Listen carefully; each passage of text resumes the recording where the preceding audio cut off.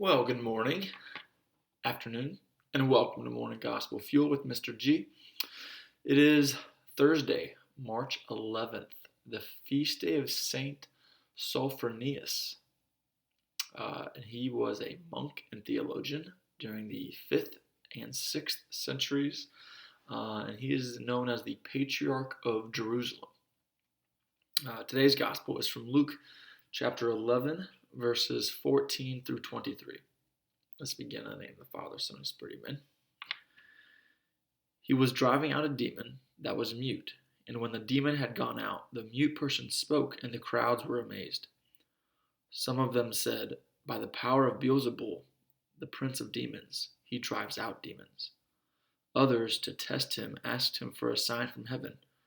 But he knew their thoughts and said to them, "Every kingdom divided against itself will be laid waste, and house will fall against house. And if Satan is divided against himself, how will his kingdom stand? For if you say that it is by Beelzebul that I drive out demons, if I then drive out demons by Beelzebul, by whom do your own people drive them out? Therefore they will be your judges. But if it is by the finger of God that I drive out demons, then the kingdom of God has come upon you. When a strong man fully armed guards his palace, his possessions are safe. But when one stronger than he attacks and overcomes him, he takes away the armor on which he relied and distributes the spoils. Whoever is not with me is against me, and whoever does not gather with me scatters." So this is Jesus is driving out demons, and they're questioning it, which is quite interesting that they still ask him. As far as the Pharisees go, they ask him for a sign, and they want more after he literally just drove out a demon. But they don't believe him, and they claim that it's somebody else. And then Jesus rationalizes with them and keeps asking them all these questions and saying, if Beelzebul drives out demons, and Satan divided again amongst themselves, and then Beelzebul divides himself from Satan, because we've got God and then we've got Satan, and we have this battle even though God's already won. But how do we drive out his people? Anyway, the point of the matter is that they never trust Jesus, and they always want more and more and more, and they actually blame him for the bad and for dividing. Which just seems like it's quite unfair, because division never took place because of Satan. Satan divided himself from God. Otherwise, we were all unified.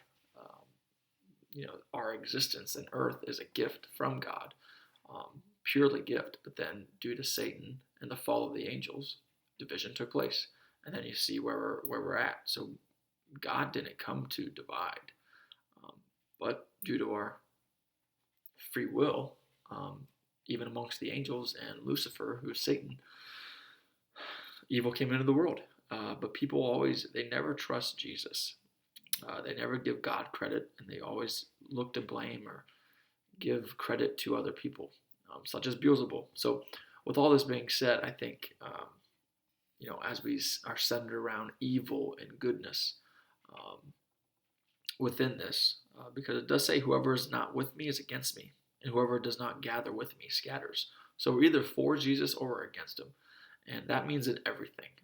And what came to mind is, how often, whenever it comes to evil and goodness, how often do we blame God for all the evil in the world, or even within our own lives?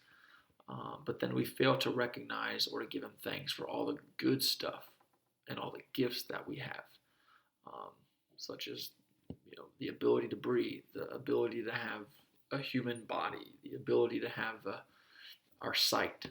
Just so many gifts that we have. The gift of our families, the gift of friendships, the gift of the church, if you're a Christian, the gift of so much. We have so many gifts around us that we fail to give thanks to God for, but then he's the first one we blame whenever something evil happens, which seems extremely unfair to God, don't you think?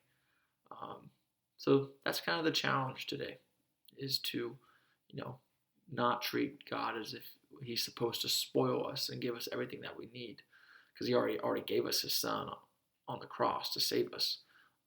But just to change our attitude and make it into an attitude of gratitude and be thankful for all the gifts that we have, rather than blaming him for all the bad stuff that takes place, because we deserve the bad stuff that happens if we actually think about it. So anyway, have a great Thursday. Continue pressing on through Lent, and God bless. In the name of the Father, Son, and Spirit. Amen.